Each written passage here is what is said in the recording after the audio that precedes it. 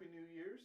I figured I would take this time to teach you guys some very simple card games to play, perhaps on this New Year's Eve or tomorrow while you're recovering from being drunk and everything. There's some simple and fun games we can play. The first game up that I'm going to teach you is a simple card game that you play with two people. This game is called either Cat and Mouse or Husband and Wife, or it's a game called SkipBO, which maybe you've heard of that. Now, you don't have to go out and spend, $10 to get special SkipBO cards. All you have to do is have two decks of cards, and I'll show you how to play. To begin with, shuffle the two decks together. Now, you can continue to shuffle like this, or you can do the fancy way that they do in the casinos, in which you just kind of throw them all out and around. Give them a couple more shuffles, just to make sure that they're nice and evenly spread out, and then we can begin. To begin, each player is going to get 20 cards. Then each player gets 5 cards, and these 5 cards are their starting hands. Anything left over goes back here into the draw pile. So, player 2 gets their stack and their 5 cards. Player 1, that's me, gets mine and my 5 cards. To begin with, you flip over the top card. Mine is a 10. Player 2's is an ace. That's an awesome card. Then each player gets 5 cards, and these 5 cards are their starting hands. Anything left over goes back here into the draw pile. So, player 2 gets their stack and their 5 cards. Player 1, that's me, gets mine and my 5 cards. To begin with, you flip over the top card. Mine is a 10. Player 2's is an ace. That's an awesome card.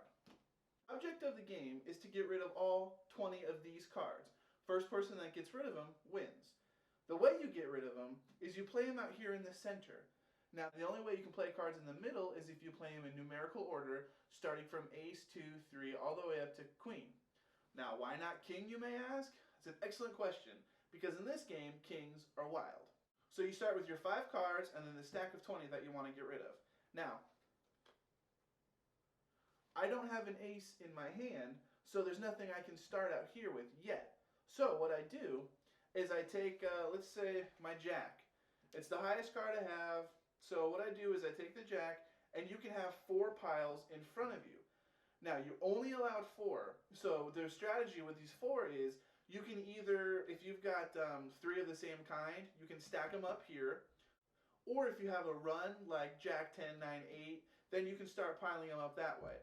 The end of the turn is once you discard something here in yours. Now, player 2, like we saw before, starts with an ace. So they play the ace out and then flip their next card, which is a 7.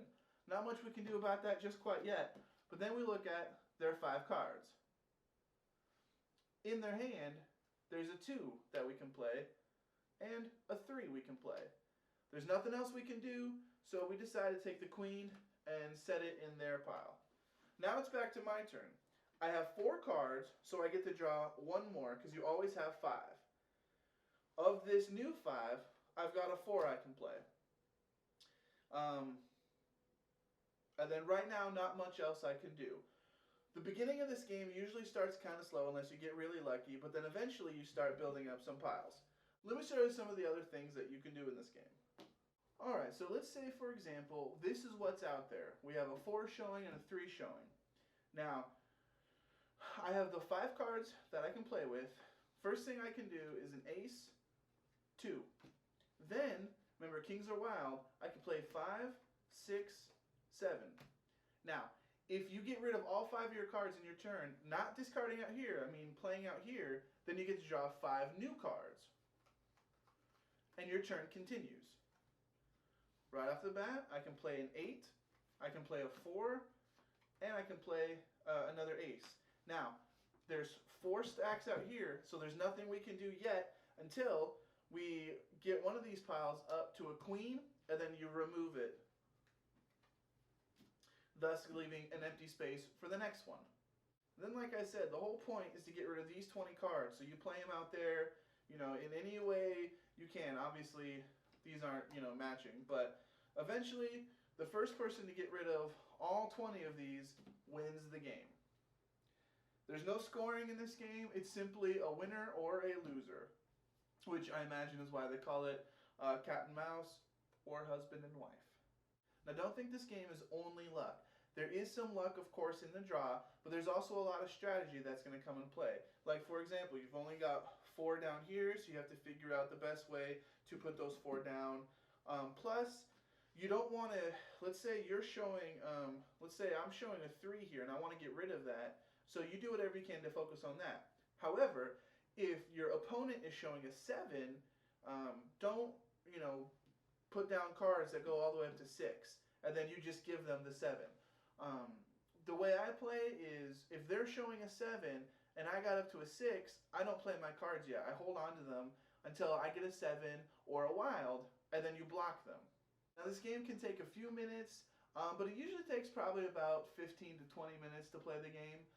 So if you're like me and my wife, we usually play best of 3, because like I said, there's no scoring. There's just a simple winner and a loser.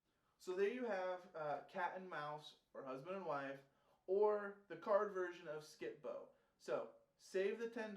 Don't buy the game of SkipBO. Simply just take 2 decks, put them together, and you've got a fun game here for 2 people that can be a fun way to kill 15-20 minutes.